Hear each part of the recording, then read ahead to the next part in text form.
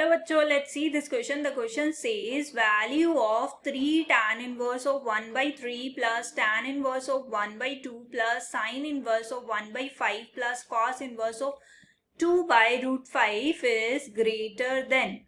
We have 4 options. A is pi by 2, B is 2 pi by 3, C is 3 pi by 4 and D is 5 by 6. तो इस question को देखो हम कैसे solve करते हैं. सबसे पहले हम इसमें देखते हैं हम क्या की कॉन्सेप्ट यूज कर सकते हैं. सो की कॉन्सेप्ट सबसे पहले हम इसमें फॉर्मूला यूज करेंगे tan inverse of x plus tan inverse of y. अगर इस फॉर्मूले को देखें तो इसकी वैल्यू क्या हो जाएगी, tan inverse of x plus y divided by 1 minus x y. अब यहाँ पे एक और कंडीशन है x इंटू वाई पे. x इंटू वाई जो है वो ग्रेटर देन इक्वल टू 0 होना चाहिए, तभी ये वाला फॉर्मूला हम अप्लाई कर सकते हैं. नेक्स्ट है हम ट्रायंगल फॉर्म यूज करेंगे कि कैसे हम ट्रायंगल, एक राइट ट्रायंगल से ट्रिग्नोमेट्री वैल्यू निकाल सकते हैं. सो ये जैसे हमारे पास 90 डिग्री है और ये थीटा है, नेम दे देते हैं इसको A, B एंड C. तो यहाँ से हम क्या करेंगे, साइन थीटा, कॉस थीटा और टेन थीटा की वैल्यू फाइंड आउट कर सकते हैं. तो यहाँ से देखो, अगर साइन थीटा लिखना चाहें तो साइन थीटा हमारे पास क्या हो जाएगा, यहाँ पे परपेंडिकुलर डिवाइडेड बाय हाइपोटेनियस. तो परपेंडिकुलर हमारे पास ए बी है, हाइपोटेनियस ए सी है. सिमिलरली कॉस थीटा निकालेंगे तो वो क्या हो जाएगा, बेस डिवाइडेड बाय हाइपोटेनियस. तो बेस बी सी है, हाइपोटेनियस ए सी है. और अगर टेन थीटा अगर हम निकालना चाहें तो वो परपेंडिकुलर डिवाइडेड बाय बेस हो जाएगा, यानी कि A B divided by B C. अब ये सारी वैल्यूज यूज करके हम क्वेश्चन को कैसे सिंप्लीफाई करेंगे वो देखते हैं. तो यहाँ पे देखो हमारे पास कॉस इनवर्स ऑफ, लास्ट वाली टर्म को हम सबसे पहले ऑब्जर्व करते हैं.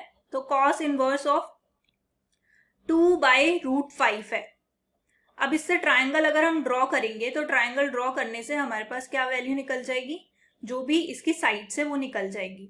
तो ये हमारे पास ए है, सेम नेम दे देते हैं ताकि इजी रहे निकालना. तो ये राइट ट्रायंगल है, ये बी पे 90 डिग्री है और सी पे थीटा है. ठीक है. अब कॉस की वैल्यू देखो, बी सी कॉस इनवर्स, अगर यहाँ से वैल्यू देखूं तो बी सी बाई ए सी है. तो बी सी जो है हमारे पास 2 है, ए सी हमारे पास रूट 5 है. अब यहाँ से हम पाइथागोरस थ्योरम अप्लाई करके ए बी की वैल्यू इजीली निकाल सकते हैं. तो Pythagoras theorem A C square is equal to A B square plus B C square, ये एक और की कॉन्सेप्ट है जो हम यहाँ पे यूज कर रहे हैं. ए सी स्क्वायर जो है वो रूट 5 है. ए सी स्क्वायर तो हमें पता है, बट हमें क्या निकालना है, ए बी स्क्वायर. सो इसको फर्दर सिंप्लीफाई करके लिख सकते हैं A B square is equal to A C square minus B C square. So A C square जो है हमारे पास क्या है, root 5 square and B C square हमारे पास क्या है, 2 square. So root 5 square is 5 and 2 square is 4. So ये 1 आ जाएगा. तो अगर ए बी की वैल्यू में निकालना चाहूँ तो ए बी की वैल्यू हमारे पास क्या आ जाएगी, स्क्वायर रूट ऑफ 1. तो वो नथिंग बट 1 होता है.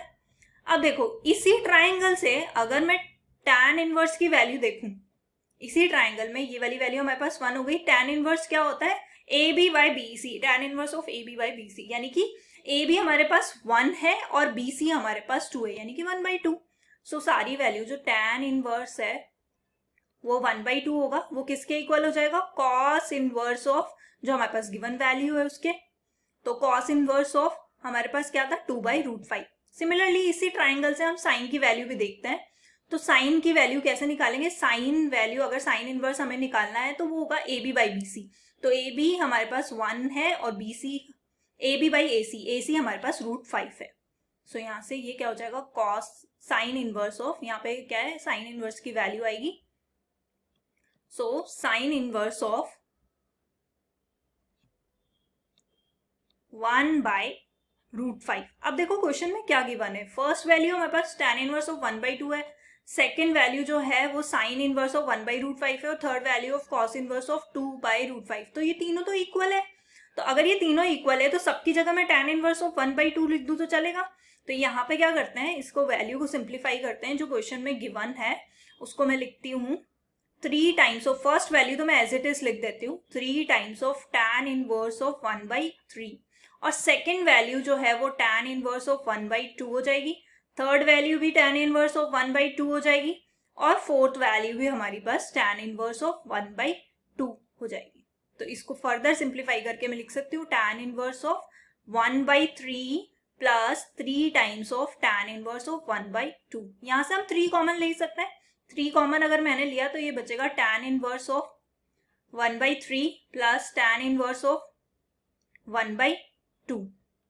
सो इसको सिंप्लीफाई करेंगे हम.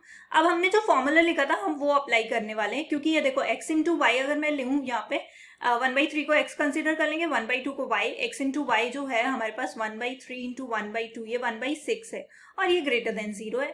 तो यहाँ से इसको सिंप्लीफाई हम इजीली कर सकते हैं.